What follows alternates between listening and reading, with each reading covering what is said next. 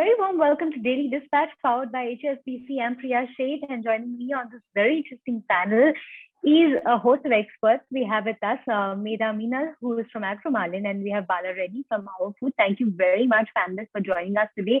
The topic of discussion is the future of agritech, which is a very important sector because it's taken off in a very big way, especially amid this pandemic. We've seen, companies grow more than 2 and 3-fold. Specifically because of the kind of demand that's been generated in the industry. So we're going to talk about all that. So let me come to you first, Bala, and talk a little bit about how the last couple of months have been.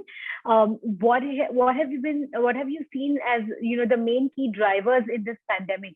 Yeah, thank you, Priya.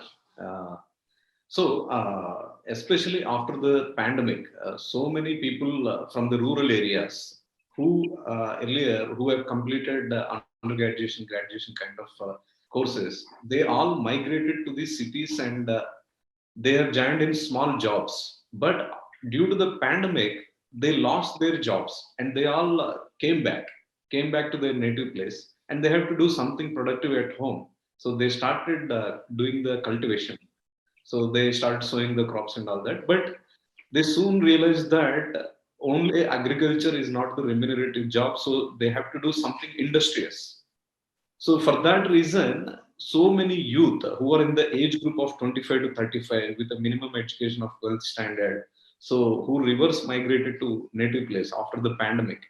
So all these people started getting into food processing and various other agri-related activities, because in the rural areas, that is what you can do.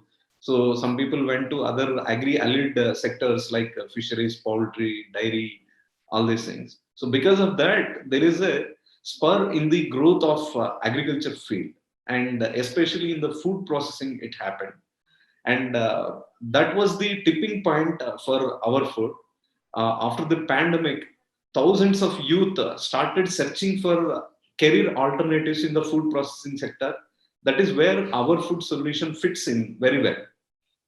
So we offer low-cost food processing units by providing them end-to-end solution.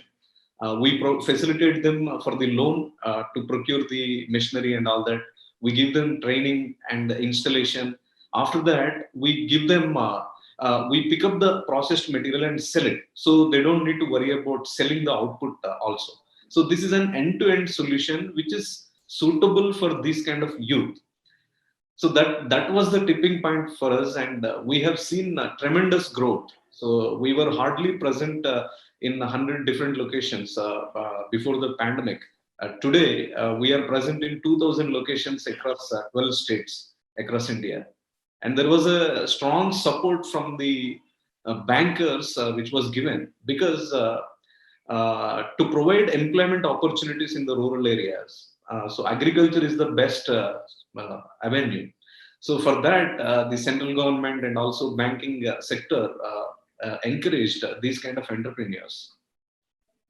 Right. Thanks for that, Bala. Medha, coming to you to talk a little bit about what your experience has been over the last couple of months in terms of growth, in terms of overall, the kind of efficiencies that you've helped the industry achieve.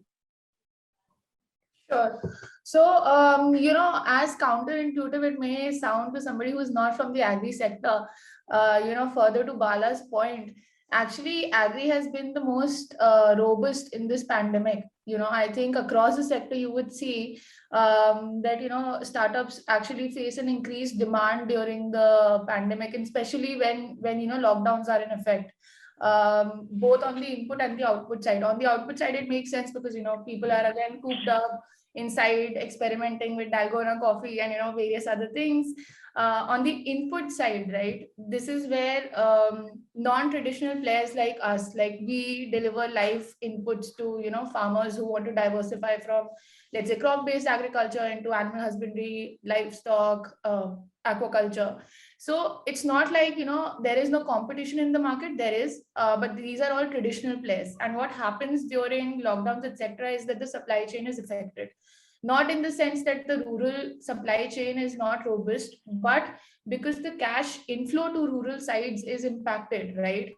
the rural output then is impacted, and then they tend to not release it. It's not because the supply chain is not present, it's more a cash flow problem, right?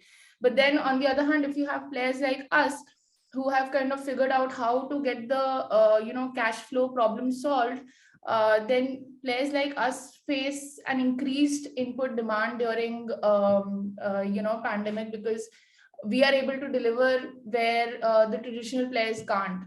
So for us also, it's been a good growth during lockdown. So, I want to talk a little bit about what 2022 brings for the sector now that we've seen that the pandemic is perhaps the way of living, and we're going to continue to live in these uncertain times.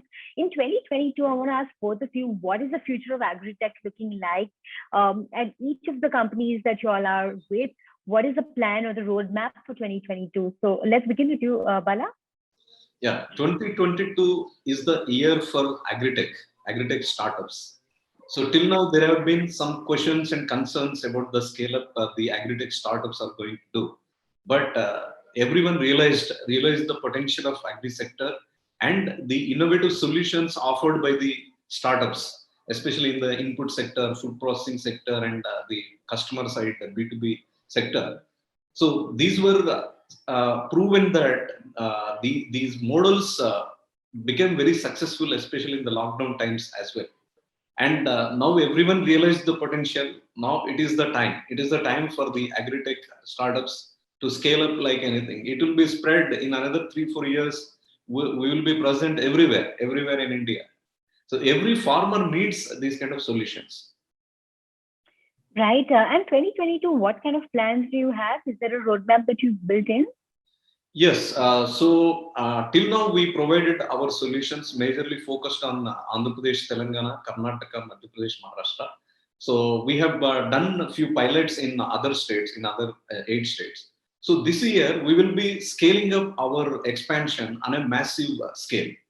And we have very good arrangements which are lined up, especially with banks, and that too in public sector banks. We will announce it in future in another 10-15 days.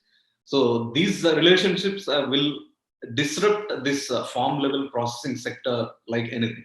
So the roadmap is to expand our activities and also establish a very good dispatch center network close to our farmer franchises, so that our B2B customers will get the best quality output for reasonable prices. And we would like to increase the efficiency in the logistics as well by employing very good tech solutions with artificial intelligence and machine learning kind of solutions. Right. Thanks for that, Bala. Meda, coming to you, what is 2022 looking like? Hopefully great. Very hopeful for the year up ahead. See, so there are 2 basic major trends which have emerged from the last year and which are going to continue into this year for the agri industry at large in India. The first being platform solutions being offered, a bouquet of services being offered around particular value chains, and the second being decentralization, more around localized production according to local consumption patterns.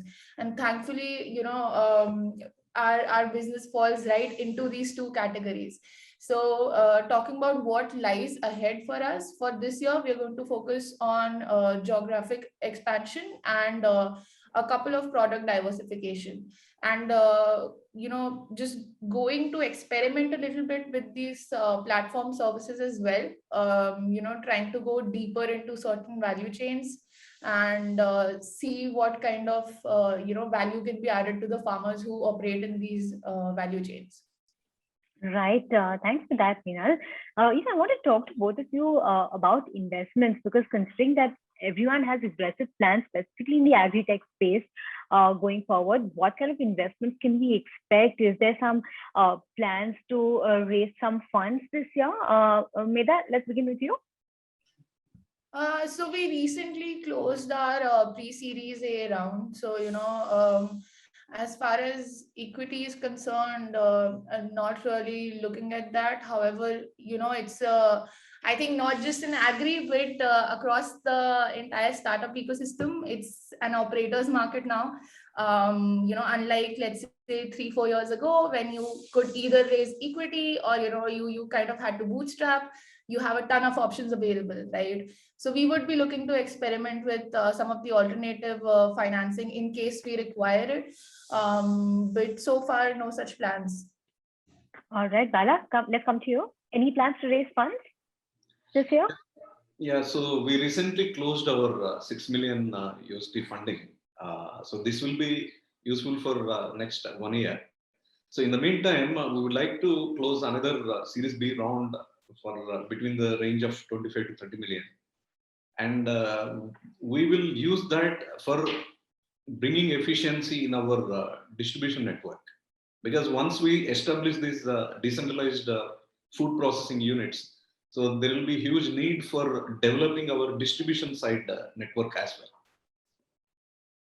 Right. I want to talk a little bit about what more can the government do at this point in time in terms of easing of policies to enable a better business environment. So is there anything specific that you are looking forward to from the government in order, in terms of some relaxations, etc.? Let's begin with you, Meda. The government already has a bunch of schemes in place for the agri sector, but I think one thing that is kind of overlooked is that the problem is that it is difficult to reach the farm gate. So when you're talking about help from the government, it is more around actually building basic infrastructure, build basic roads, make it easier to reach the farmer, which may not fall under the purview of the Ministry of Agriculture, and this is more of an NHAI kind of a thing, but actually that is what is the biggest constraint for anybody operating in the agri sector. How do you reach the farmer? The cost of outreach to the farmer is so high in the sector, which is why it is difficult to scale until and unless you have physical presence all across the country. So if that is the one thing that the government can solve for, that would do a lot more benefit to the entire sector than just pumping in money into schemes which the farmers are not even being able to avail for a myriad of reasons. But the first being that they don't have people reaching out to them because of these constraints. Right, Bala? Yeah, so there are many schemes which are in place. But the farmers don't have that much awareness to avail. Even if they have awareness, they don't know how to avail them. So these problems are there since our independence, but the only support the government can give is easy access to credit. So asking the bankers, the private bankers, PSU bankers, everyone to provide the easy access to loans using innovative methods, not the brick and mortar methods where the farmer needs to go to bank and do all kinds of paperwork and all that. In that place, if innovative models using fintech solutions can be given, and that will boost this sector like anything, because the decentralization aspect in every angle is coming into this agriculture. So if we have to involve the farmer and make him or her the stakeholder, so we need to provide easy access to finance. So the other things will take place. And one more thing is in giving approvals. So every state has the different policies that we have observed because of states.